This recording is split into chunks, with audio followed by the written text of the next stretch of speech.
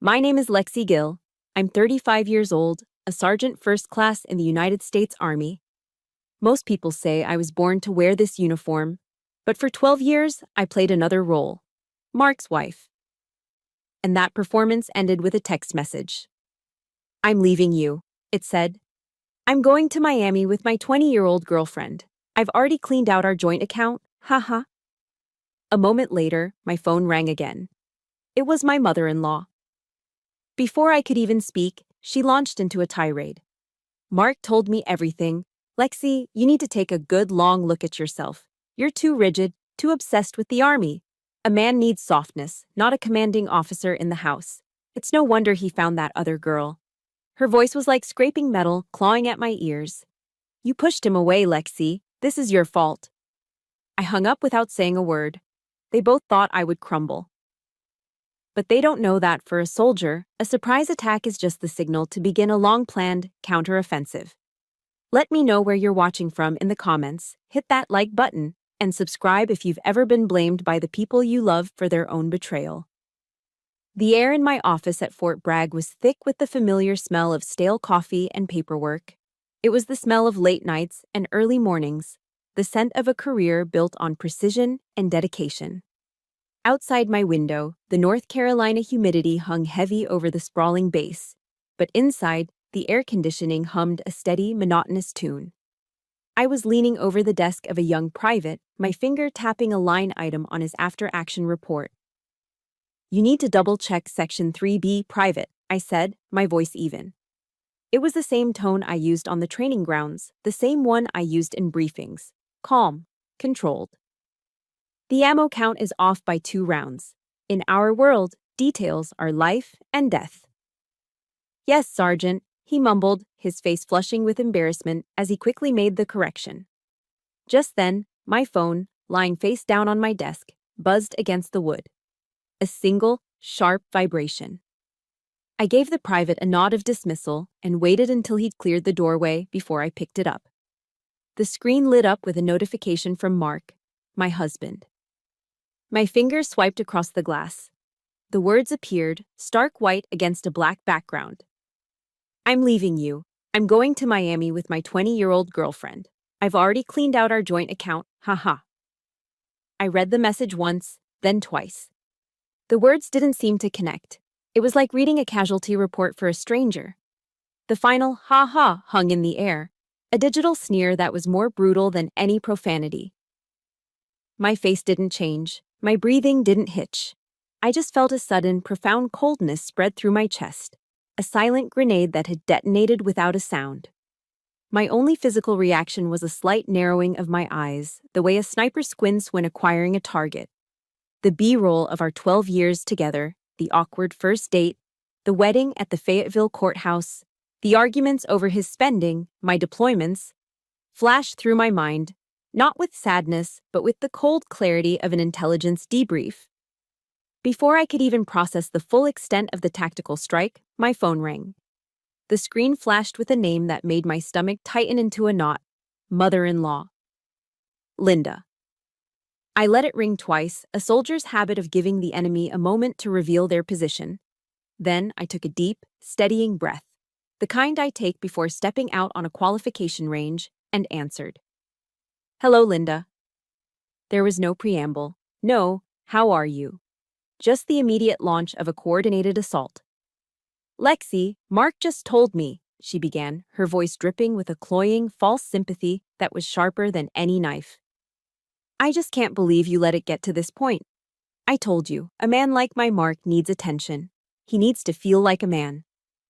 I stood motionless, the phone pressed to my ear, listening as she fired her volleys of blame.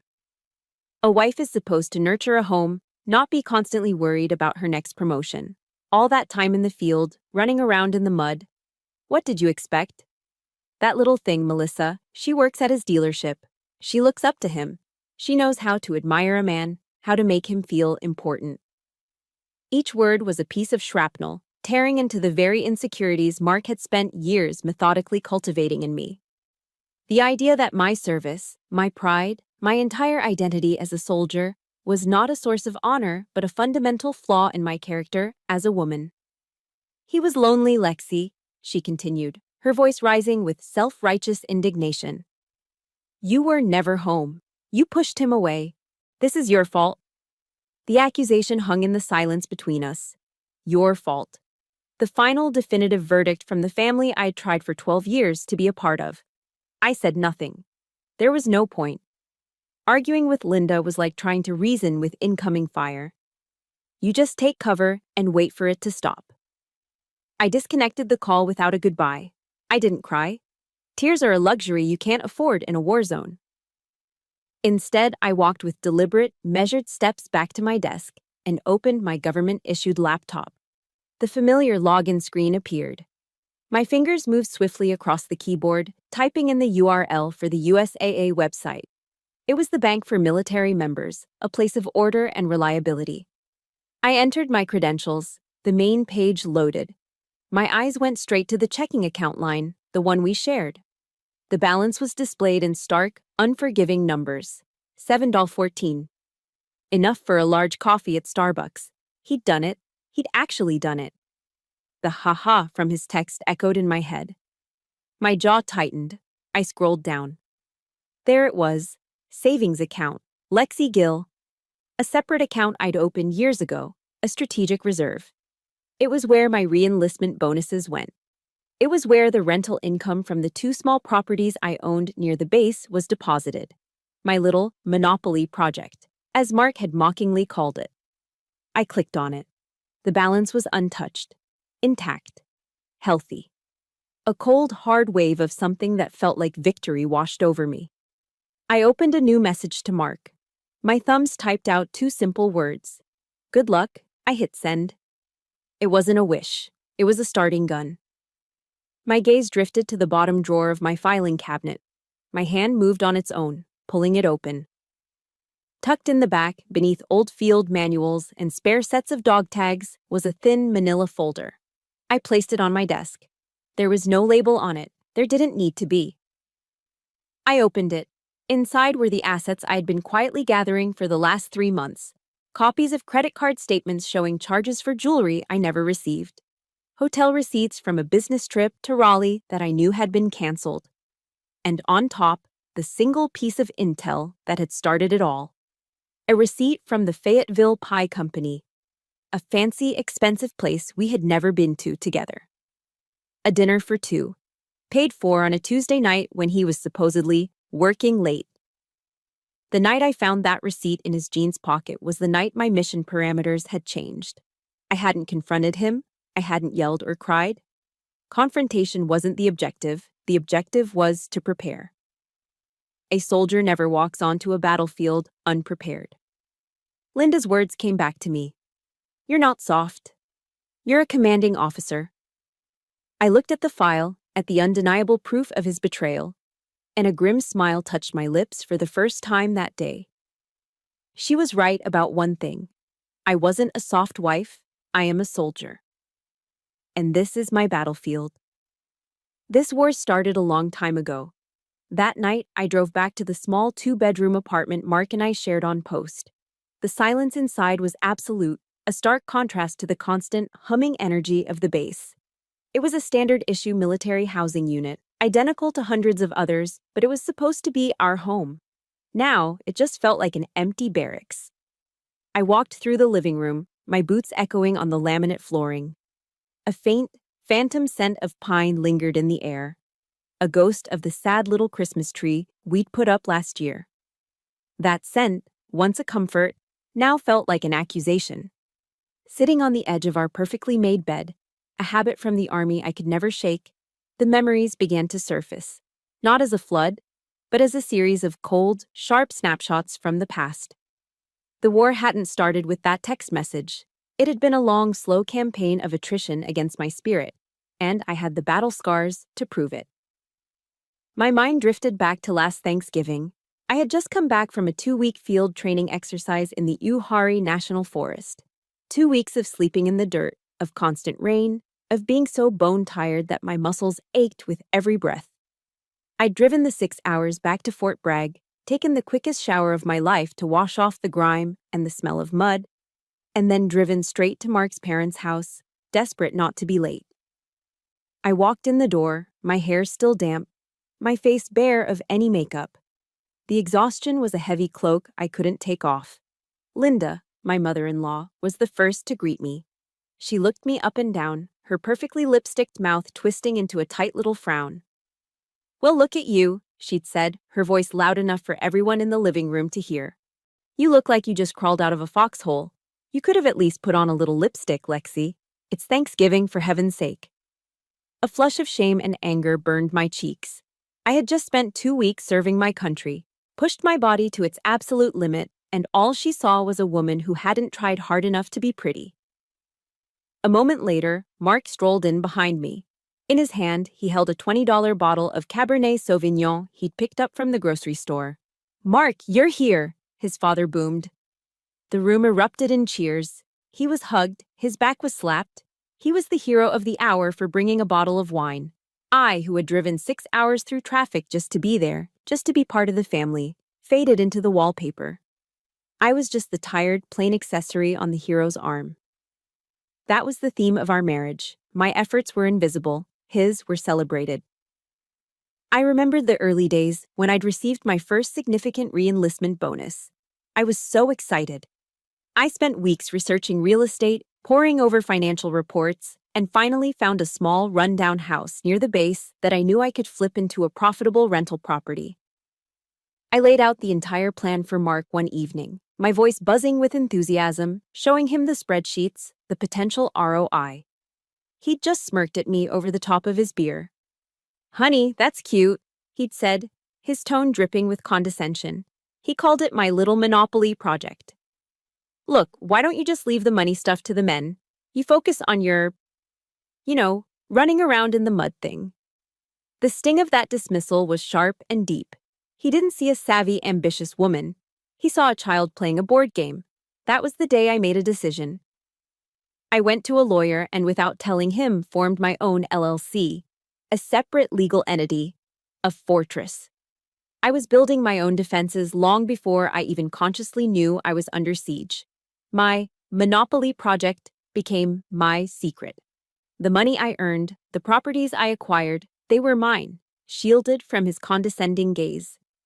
I thought back to our wedding day. A simple ceremony. He'd looked me in the eyes, his own shining with what I thought was genuine love, and he'd promised me. He promised he would always be proud of my uniform, of my service. He said my strength was what he loved most about me. That promise evaporated over time, replaced by a constant drip of complaints. "You have to go on another field exercise?" he'd whine. "Why can't you just get a normal desk job like other wives?" And his favorite, "None of my friends have wives in the military, Lexi." He wasn't just not proud, he was actively ashamed. He didn't want a partner, he wanted a prop. A pretty, conventional wife he could show off at barbecues, not one who could outshoot him at the range and had more medals than he had sales awards. The realization was excruciating, but it was also liberating. It wasn't my failure, it was his. But the final, fatal blow came about 6 months ago. The death knell of our marriage, it was at his dealership's annual awards dinner. I wore a black dress, something elegant and understated.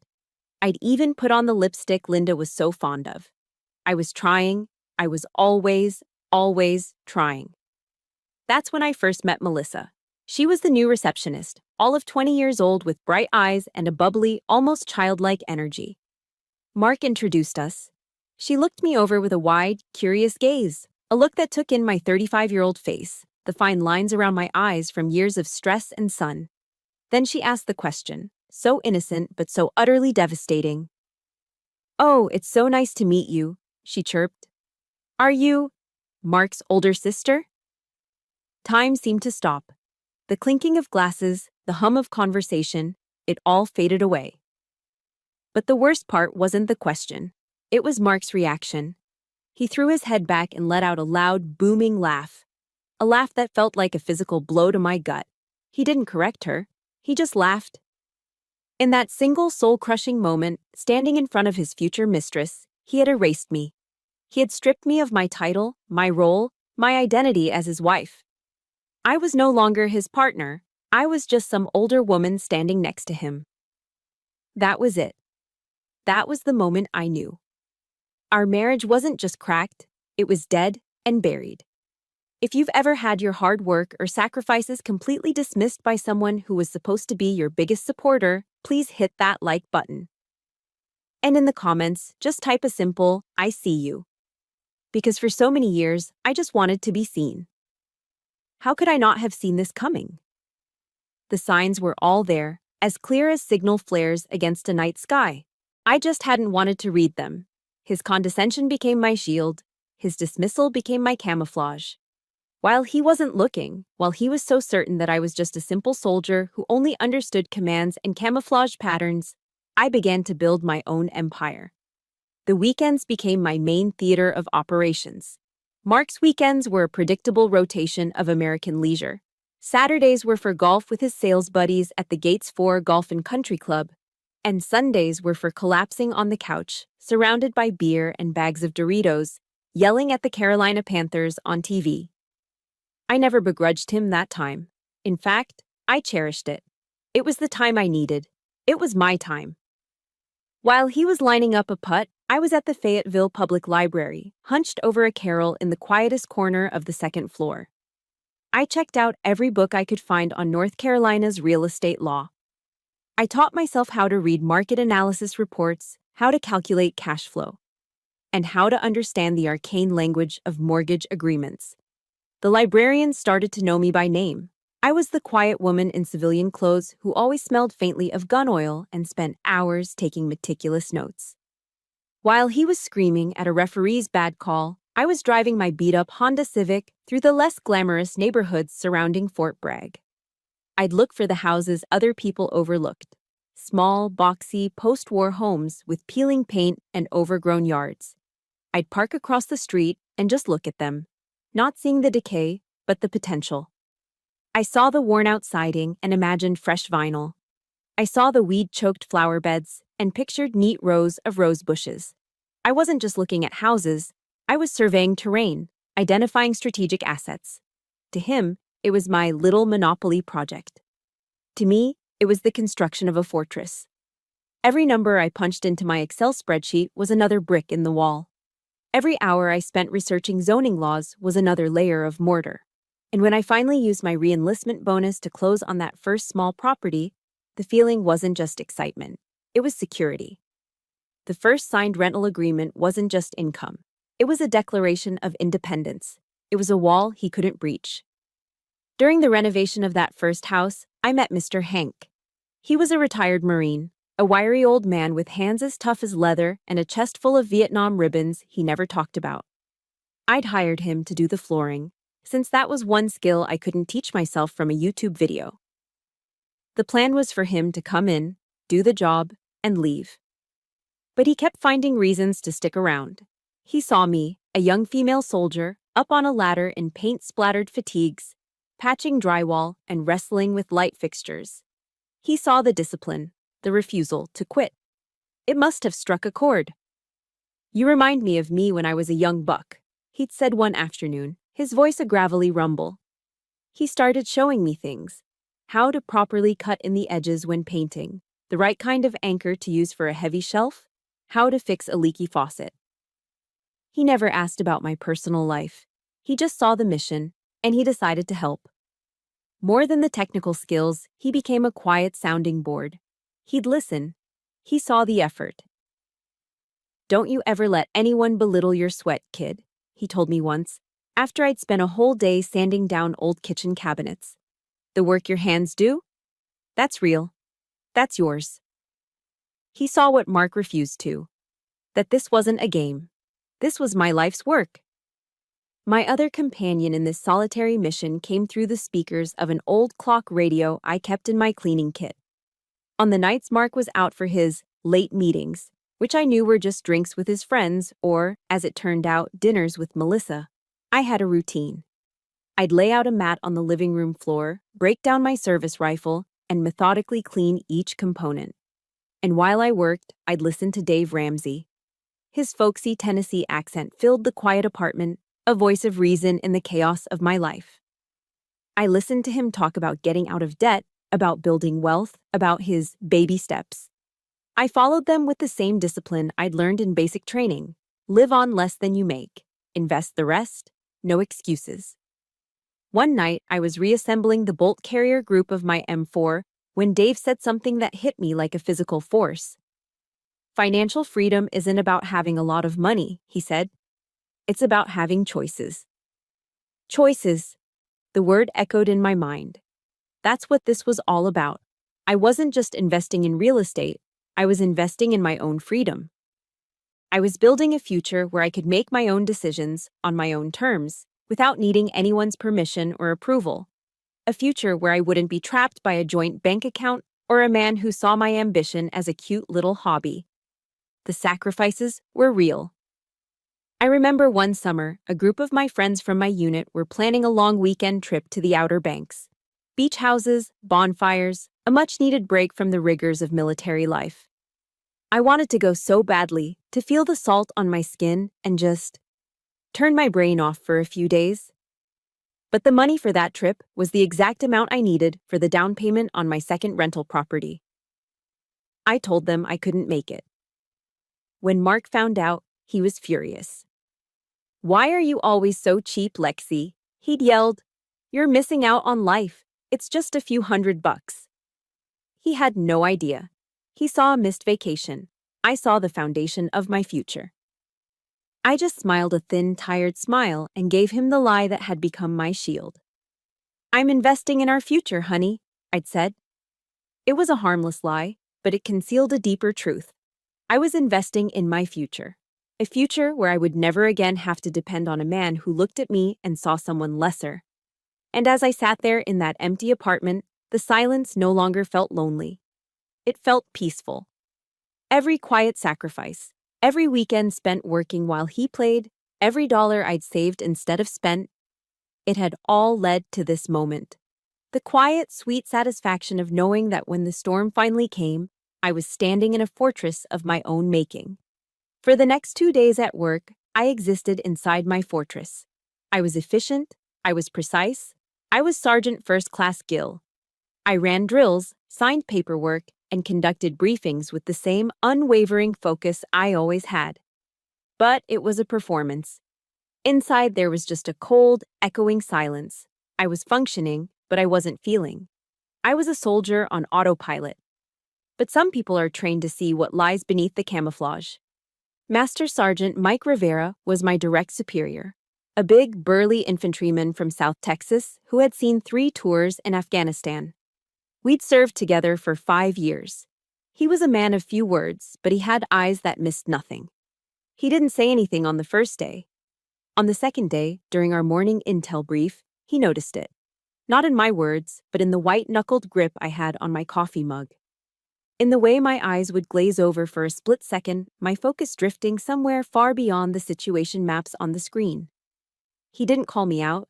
He didn't ask if I was okay. Later that afternoon, he walked past my desk, and without breaking stride, placed a cold bottle of water next to my keyboard. "You look dehydrated, Sergeant," was all he said before continuing on his way. It was a simple gesture, but it was an acknowledgement. He saw me. He saw something was wrong.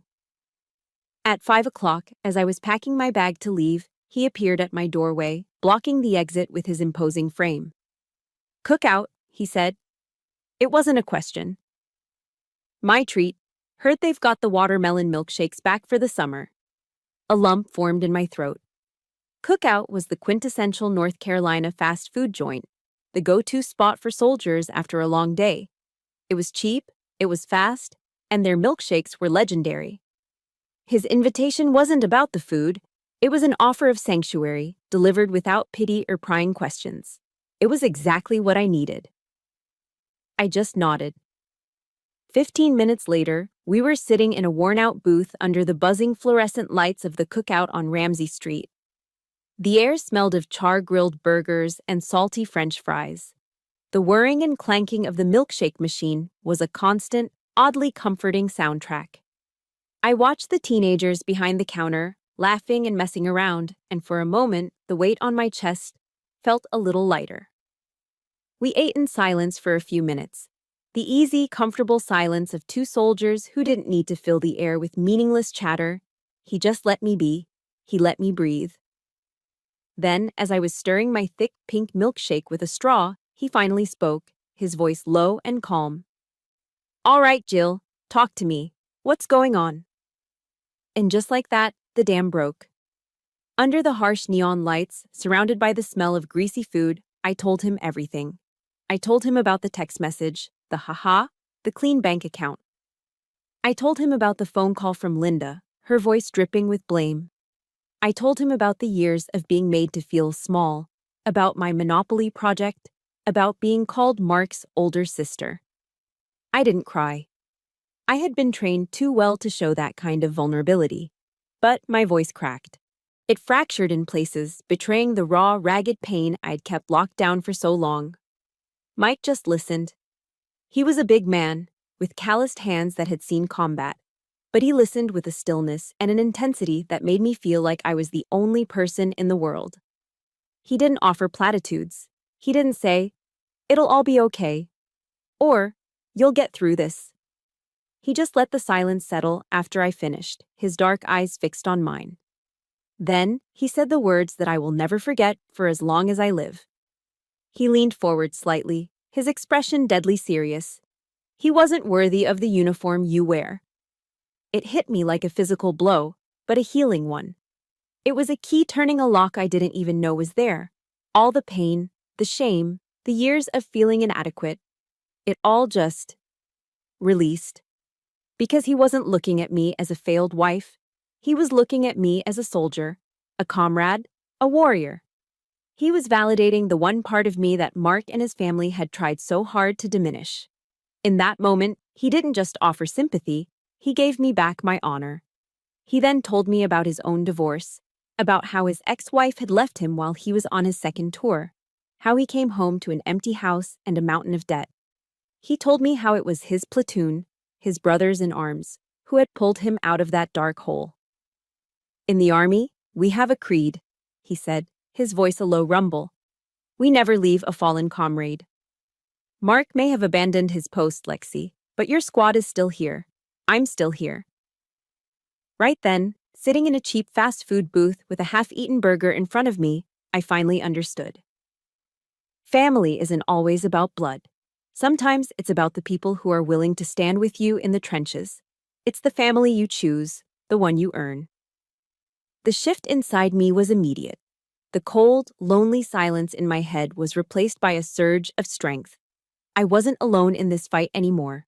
My one-woman operation now had reinforcements. "I have a plan," I said, my voice steady now, the cracks gone. I told him everything, about my LLC, the rental properties, the separate bank account, the manila folder full of evidence I'd been collecting. I laid out my financial and legal strategy like I was briefing a mission plan. He listened intently, nodding along. When I was done, he gave a slow, approving grin. "Good," he said. "That's some solid prep work, Sergeant. You've established a defensive perimeter." He took a long sip of his milkshake, then set it down with a decisive thud. "Now," he said, his eyes glinting with a strategic light, "it's time to plan the counterattack." That night, I didn't just have a good meal. I found my commanding officer again. I found my brother in arms. And most importantly, in the reflection of his unwavering respect, I found myself again. The soldier was back in command. The conversation with Mike had recalibrated my entire mindset. I spent the next morning on the phone with 3 different family law attorneys in Fayetteville before finding the right one. A sharp, no-nonsense woman named Ms. Anderson who spoke my language. The language of strategy, evidence, and decisive action. After our consultation, I no longer felt like a wife dealing with a messy divorce. I felt like a commander preparing a battle plan. The enemy had declared war. Mike was right. It was time to plan the counterattack. I didn't have to wait long. The enemy, it turned out, was about to walk directly into my line of fire. I was at home that evening, reviewing the retainer agreement Ms. Anderson had emailed me when my phone buzzed. An unknown number. I almost ignored it, but a soldier's instinct told me to answer. "Hello? Babe?" The voice was sickly sweet, a syrupy, artificial tone I hadn't heard in years. It was Mark. My stomach churned. I could hear the tinny thump of club music and the chatter of a crowd in the background. He was calling from a bar. Of course, he was. Hey babe, it's me, he continued, as if I wouldn't recognize the voice of the man I'd spent 12 years with. Listen, I think we got off on the wrong foot. I was a little impulsive the other day. Things were said. You know how it is. I remained silent, letting him spin his web. My silence seemed to encourage him. He was used to me being quiet. He just misinterpreted what my silence meant. We have 12 years together, Lexi, he said, his voice taking on a wounded, sentimental quality. 12 years. You can't just throw that all away over a stupid text message. Think about all the good times we had. Think about our home. Our home, the one he'd abandoned. The good times. The ones I now realized were built on a foundation of his lies and my willful ignorance. I analyzed his words like a communications intercept. This wasn't an apology. This was psychological warfare. Phase 1. Feign remorse and invoke nostalgia to lower my defenses. After a sufficient pause for his performance to sink in, he moved to Phase 2. The objective. Listen, he said, his voice dropping to a conspiratorial whisper. Things are a little tight right now. I'm having some cash flow issues. I was wondering if you could, just spot me a little something to tide me over.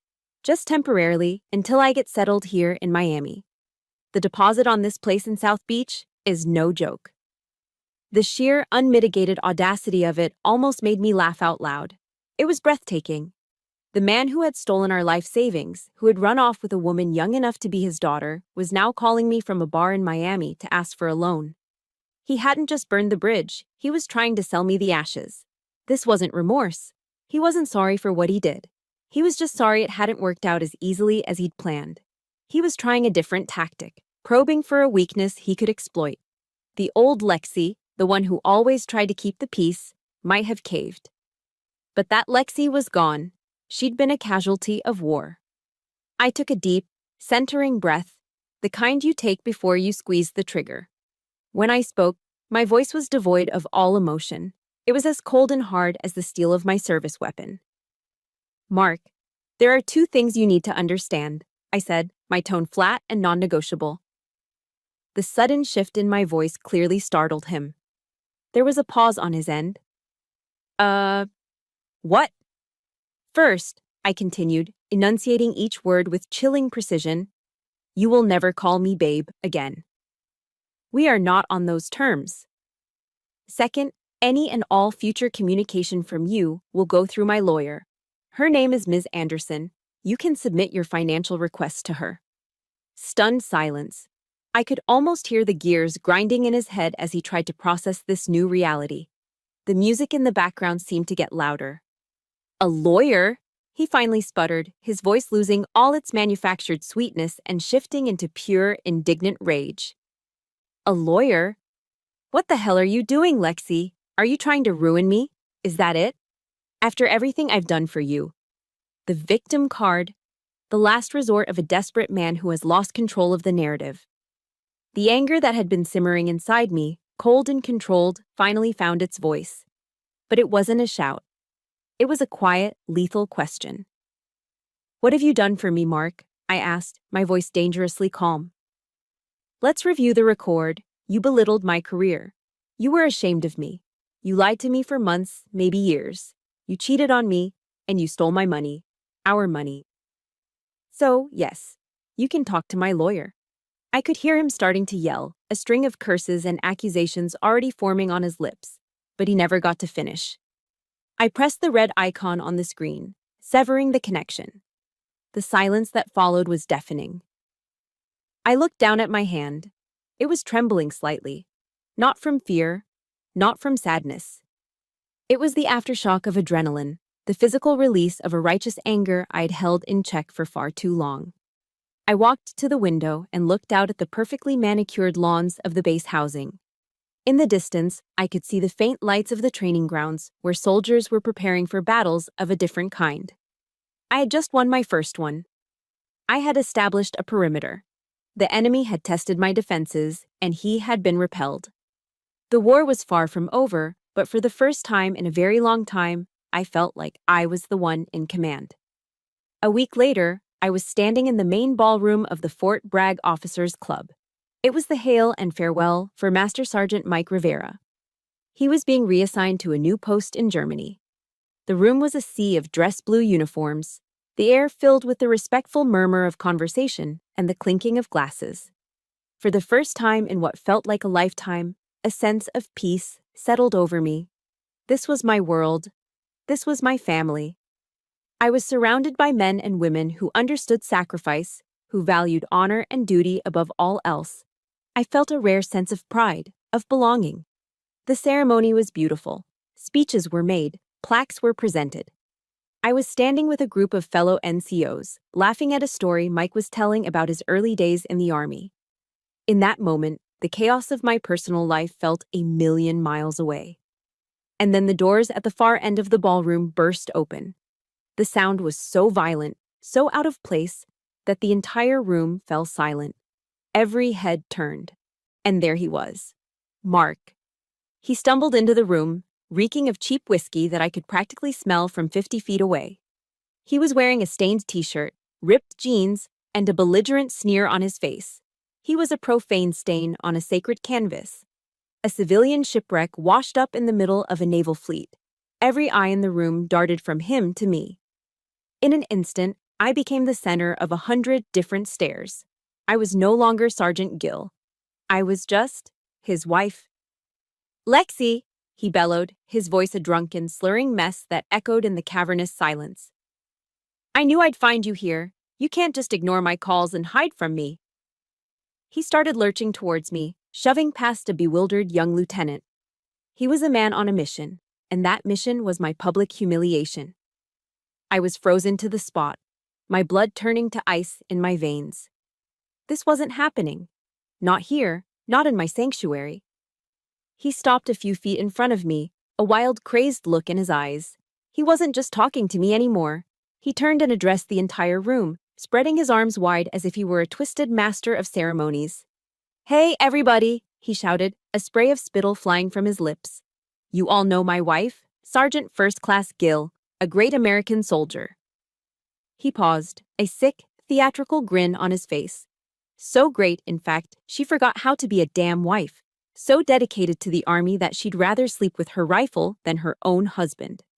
A strangled gasp rippled through the room. His words hung in the air, obscene and poisonous. He let out a harsh, guttural laugh that echoed in the dead silence. He had done it. He had taken the very thing I was most proud of, the core of my identity, and twisted it into a cheap, vulgar joke in front of my commanders, my peers, and the young soldiers who looked up to me. I just stood there, paralyzed. My face was burning, a hot tidal wave of shame and rage washing over me. My ears were ringing. This wasn't a private matter anymore. This wasn't a phone call I could hang up on. He had breached the walls of my fortress. He had invaded my holy ground and desecrated it. He had attacked my very soul. Suddenly, Mike was there. He and two other senior NCOs moved with swift, silent efficiency. Each one grabbed one of Mark's arms. He was too drunk to put up a real fight. "Get your hands off me," he screamed as they frog-marched him back towards the doors. "Lexi, you'll pay for this. You hear me? You'll pay." The doors swung shut, cutting off his pathetic threats. The silence that returned was 1,000 times worse than the noise. I could feel the eyes on me. Not angry eyes, not judging eyes. Worse, pitying eyes. Curious eyes. My carefully constructed perimeter had been annihilated. All my quiet strength, my silent endurance, had been for nothing. In their eyes, I wasn't a strong soldier anymore. I was a victim. A woman with a messy private life she'd dragged into their professional world.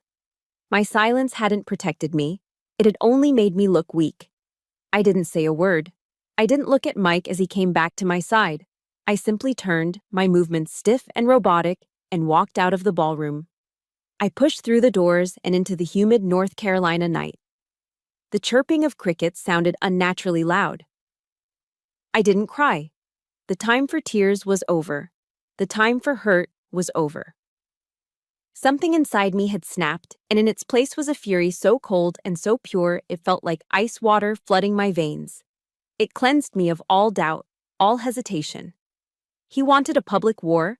He was going to get one. Total war. I pulled out my phone, my fingers steady. I found Ms. Anderson's number and pressed call. She answered on the second ring. "Ms. Anderson, it's Lexi Gill," I said. My voice was calm, clear, and completely devoid of emotion. It was the voice I used when giving orders under fire.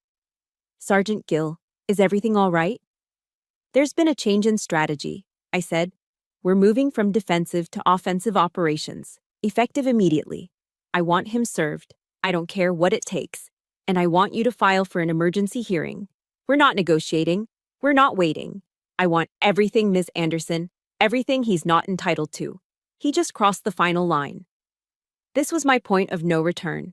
If you've ever had a moment where you knew with absolute certainty that you would never, ever be silent again, hit that like button. And in the comments, I just want you to write 2 words. No more. Let's tell the world together. There's a famous quote by General George S. Patton. "Prepare for the unknown by studying how others in the past have coped with the unforeseeable and the unpredictable." My entire career had been about preparation. Now, I was applying that doctrine to a new kind of war. The next morning, at 0800 sharp, I walked into Ms. Anderson's law office in downtown Fayetteville. The fury from the night before had cooled, hardening into something far more dangerous: purpose. The office, which had felt like a sterile consultation room just days ago, now felt like a tactical operations center. The war room. Ms. Anderson was all business. She had a conference table cleared, with a legal pad and a pen placed precisely at each seat. The documents I'd already provided were laid out in neat stacks, like topographical maps of the battlefield. "All right, Sergeant," she said, her voice crisp and sharp. She motioned for me to sit. Last night, the target revealed his position and demonstrated erratic, hostile behavior. From a legal standpoint, that gives us the strategic advantage. I nodded, appreciating her military-like precision. I opened my briefcase and placed the thin manila folder on the table. "I have more assets to add to the arsenal, ma'am."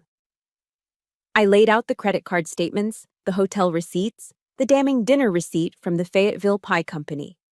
To this, I added the new intelligence, a list of names and contact information for the 3 senior officers, including Mike, who had witnessed Mark's drunken tirade and were willing to provide sworn statements.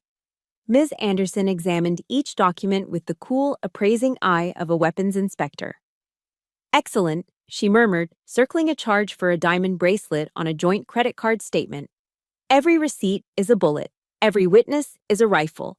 These are precise target coordinates, Sergeant. There's no ambiguity here." As we were mapping out the initial legal filings, my phone buzzed with a text message. It was from a young specialist in my unit, a quiet kid who worked in the IT department. The text simply said, "Sarge, thought you might be able to use this. Check your email." I opened my email on my phone. There was a message from him containing a series of screenshots. They were from Melissa's Instagram account. Her profile was public. It was a goldmine of self-incriminating idiocy.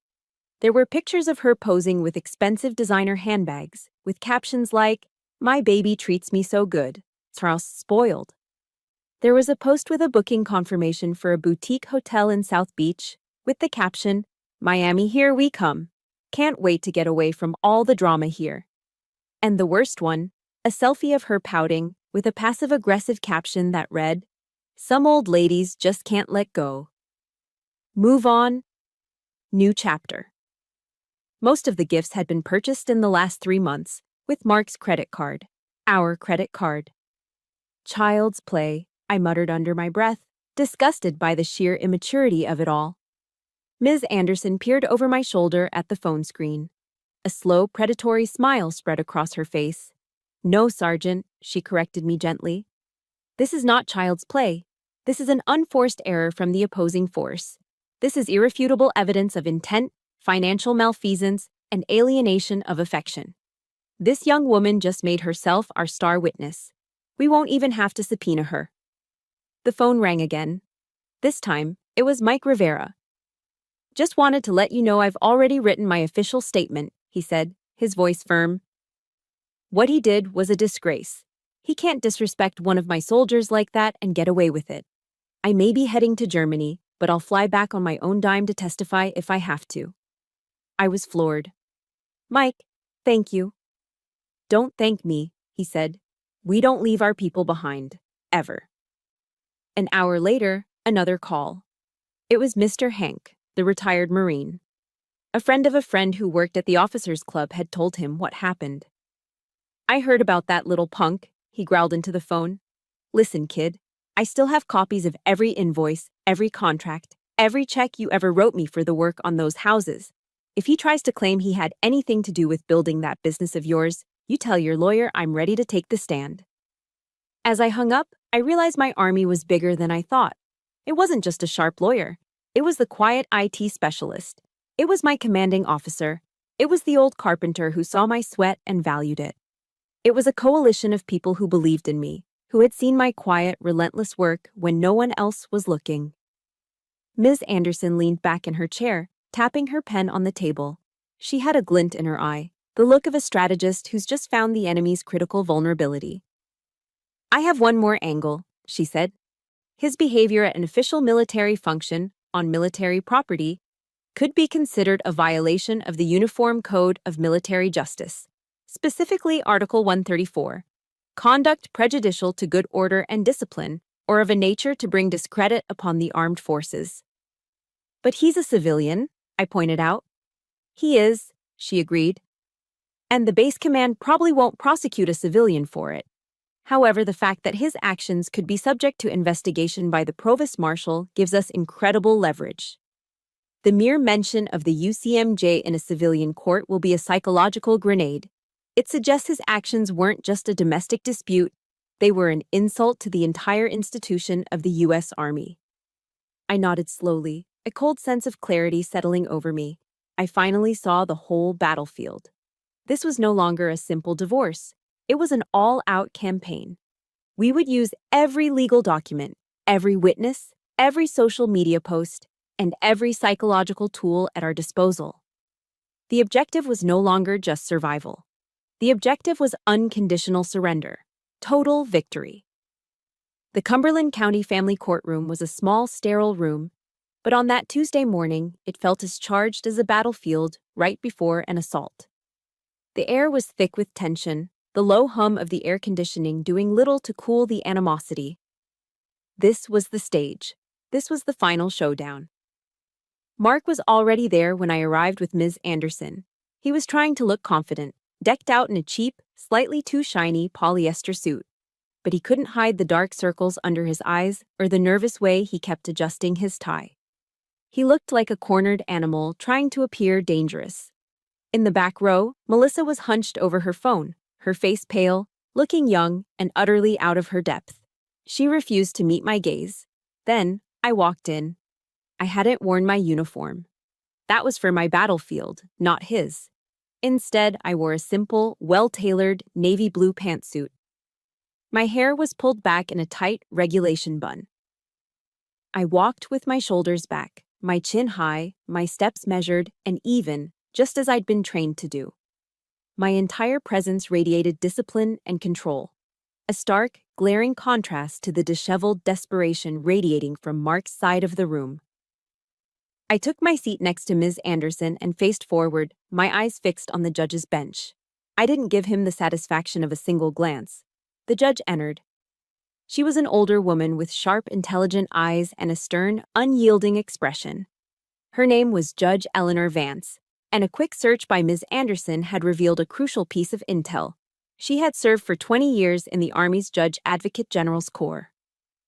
She was a veteran. She understood the culture. She understood sacrifice. For the first time, I felt a flicker of something beyond strategic confidence. I felt a glimmer of hope.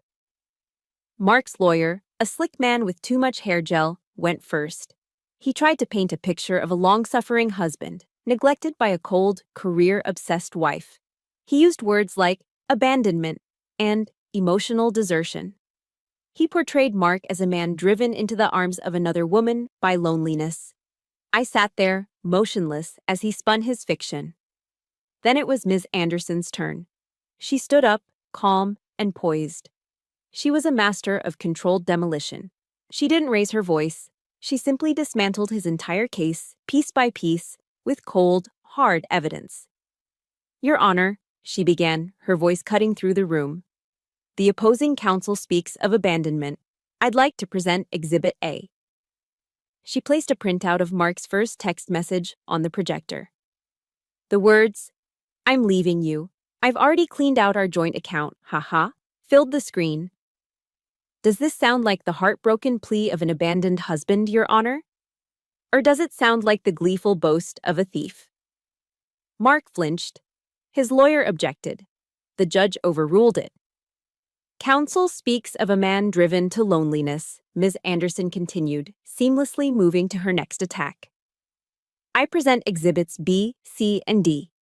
She displayed the screenshots of Melissa's Instagram posts, the designer handbag, the Miami hotel booking, the smug selfie about old ladies.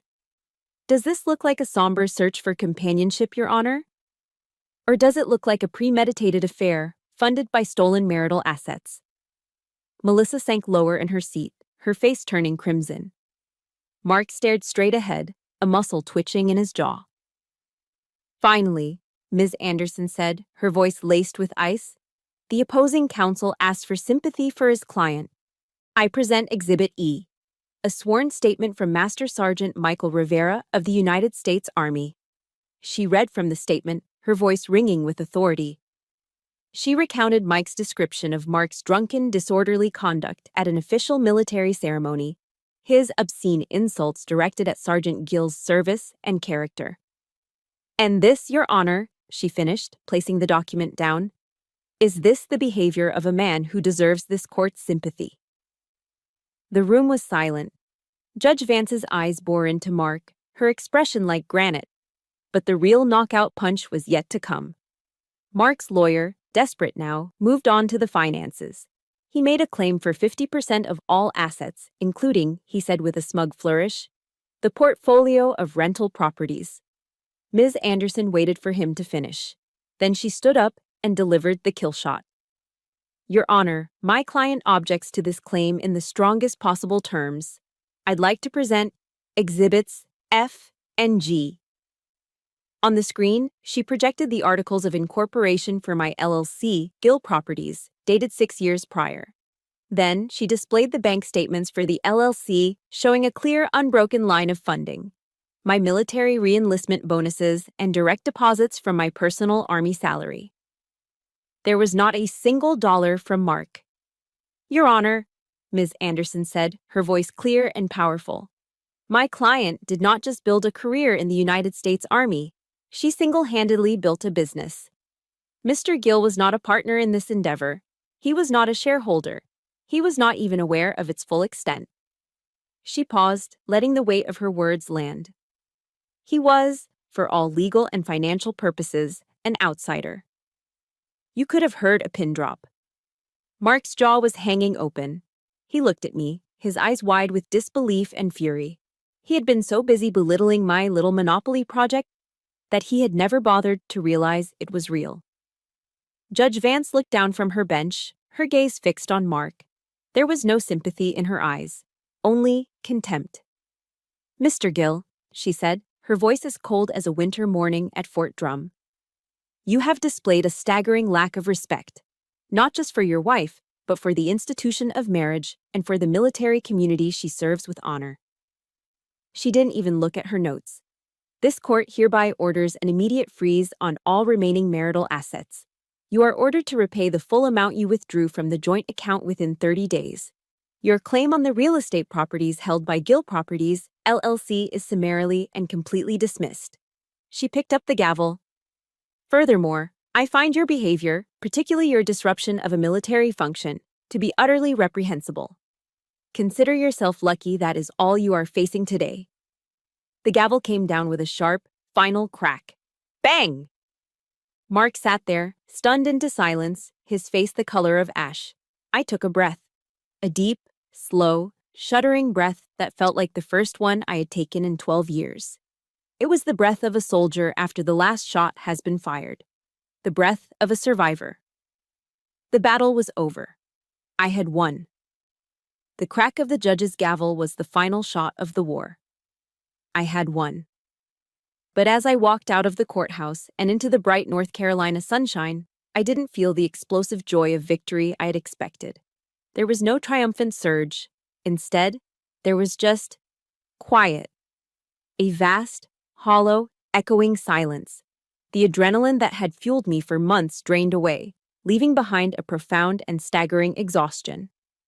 So, what comes after the victory? The cleanup. I got in my car and just drove, with no destination in mind. I drove past the familiar gates of Fort Bragg, past the strip malls and chain restaurants, until the landscape softened into pine forests and farmland. I ended up at Liberty Lake, a quiet man-made reservoir just outside of Fayetteville. I parked the car, got out, and walked to the water's edge. A gentle breeze rustled the leaves of the oak trees and rippled the surface of the lake. The air smelled of damp earth and pine needles. This was the first time in months, maybe years, that I had allowed myself to simply stand still. The battle that had consumed me, and the 12-year marriage that had preceded it, it was all over. It was done. And in that quiet, I finally let myself feel the loss. I didn't cry for Mark. I didn't miss the man he had become, or perhaps the man he had always been. I cried for the 23-year-old version of myself, the young, hopeful soldier who had stood at that courthouse altar and truly believed in his promises. I cried for the 12 years I'd spent trying to be good enough, trying to earn a love that was never really there. I was mourning a ghost. I grieved not for him, but for the years I could never get back. The days that followed brought the expected aftershocks. My phone, which had been blissfully silent, began to light up with a barrage of texts and missed calls. It was the last, desperate offensive of a defeated army. Mark's messages were a pathetic cycle of rage and pity. First came the threats, accusing me of ruining his life. Then came the begging. "Lexi, you can't do this to me. I have nowhere to go. My life is over." He painted himself as the victim, a man destroyed by a vindictive ex-wife. Then came the calls from Linda. The self-righteous anger was gone, replaced by a torrent of crocodile tears. "Lexi, please," she sobbed into the phone. "Have some mercy on my son. Think of the good years. You can't just throw him out on the street. It's not Christian." It was the same old playbook of manipulation, the same attempt to weaponize guilt and a shared history. But their weapons had lost their power. The words just bounced off the armor I had built. I read the texts and listened to the voicemails not with anger, but with a cold, detached clarity. They weren't sorry for what they had done. They were only sorry they got caught. They were sorry there were consequences. I knew I couldn't just ignore them forever. An enemy left unchecked, even a defeated one, can still cause trouble. I remembered something I had read in a book by Brené Brown, a researcher whose work had helped me through some of the darker days. She wrote, "Clear is kind, unclear is unkind." I needed to be kind. I needed to be clear. So I sat down at my laptop. I didn't text back. I didn't answer their calls. I drafted a single, concise email. I addressed it to both Mark and his mother. My fingers moved across the keyboard with a steady, unemotional rhythm. The letter was short. "Mark and Linda," it began. "The legal matters between us have been settled by the court. Any further attempts to contact me directly will be forwarded to my attorney. This is a final boundary. I forgive you both, not because you deserve it, but because I deserve peace. I wish you both well, somewhere far away from me." I read it over once. It was clear. It was final. It wasn't an act of revenge. It was an act of sovereignty. It was the final document declaring my independence. I hit send. And with that click, I felt the last, heavy chain break. A few weeks later, I was in the produce section of the Harris Teeter, trying to decide between romaine and iceberg lettuce, when I saw her. It was Melissa. She looked diminished. The bubbly, arrogant confidence was gone. She was thinner, with dark circles under her eyes that no amount of concealer could hide. She was wearing a simple t-shirt and jeans, looking every bit the exhausted 20-year-old she was. When she saw me, her eyes widened in panic. She immediately ducked her head and tried to steer her cart in the other direction. The old me might have felt a flash of triumphant satisfaction, but I just felt tired. I saw not an enemy, but another piece of collateral damage in Mark's path of destruction. "Hey," I called out gently. She froze, her shoulders tensed. Slowly, she turned to face me. "Hi," she mumbled, staring at the floor. I walked over, my cart rattling softly. "I just wanted to say, I hope you're doing okay." She looked up, and I was shocked to see her eyes glistening with tears. "I'm so sorry," she whispered, her voice barely audible. For everything. He's not who I thought he was." A sad, knowing smile touched my lips. "They rarely are at first," I said. "You take care of yourself." I nodded, then pushed my cart away, leaving her standing there among the vegetables. That brief, strange encounter was a final, unexpected gift. It released the last vestiges of bitterness I had been holding onto. She wasn't my enemy. She was just a young woman who had made a mistake, another casualty of Mark's selfish war. And by letting her go, I was finally, truly, letting it all go. The war was over, the cleanup was complete, it was time for peace. 1 year later, I stood in a brightly lit classroom at the Army Family Support Center on Fort Bragg. The painful ghosts of the past year felt distant now, like a story that had happened to someone else. I had been promoted. I was now Master Sergeant Jill. But on this day, I wasn't in uniform. I was wearing simple civilian clothes, a blazer and slacks. In front of me sat a room full of young female soldiers, some barely out of their teens, their faces a mixture of curiosity and apprehension.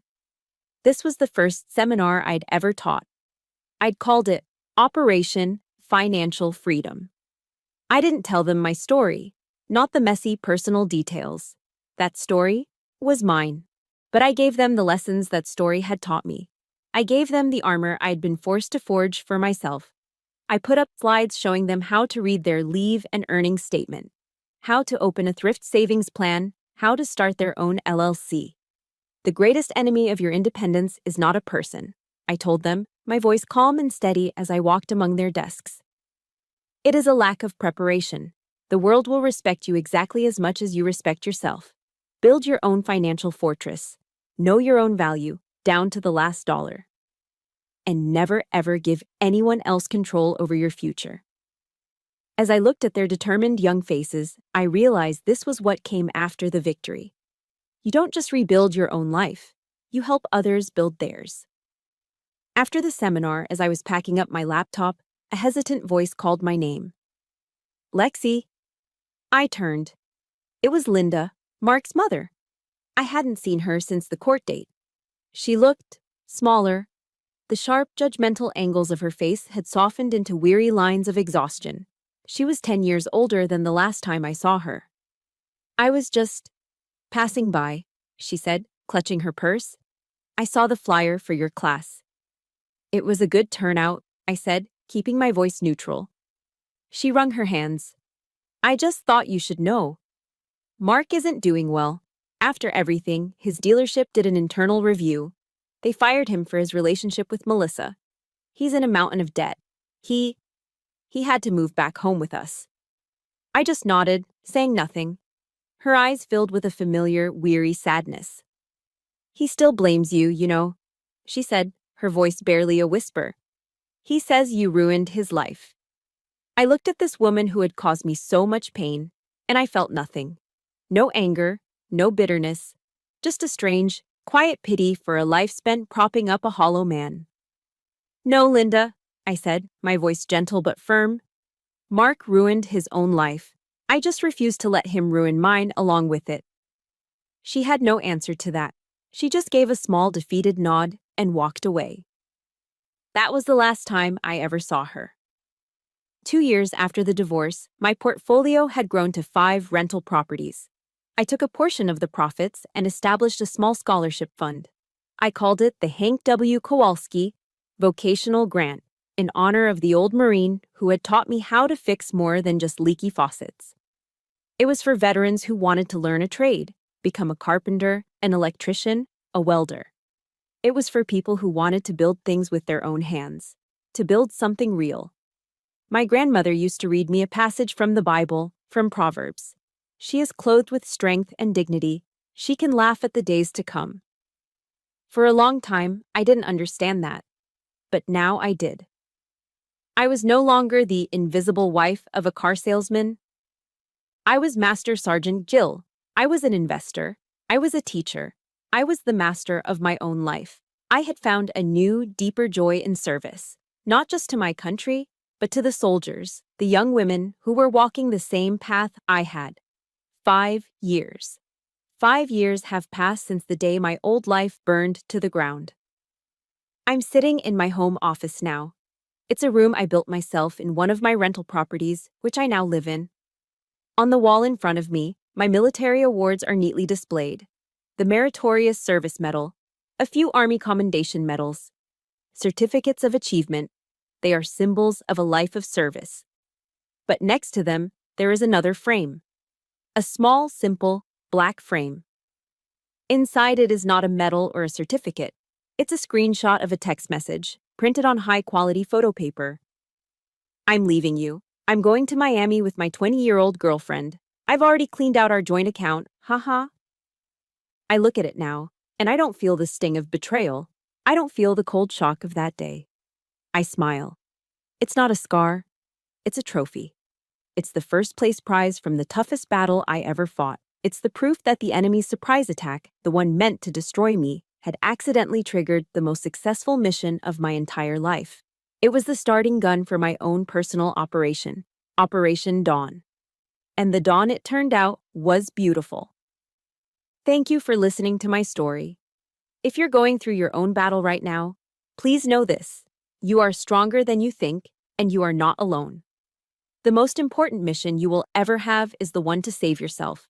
Build your fortress, gather your allies, and know your own worth, down to the last dollar. My dawn came, and I promise yours will too. For more stories of strength, survival, and sweet justice, make sure you hit that subscribe button and turn on notifications. We're building a community here, and we'd be honored to have you in our ranks.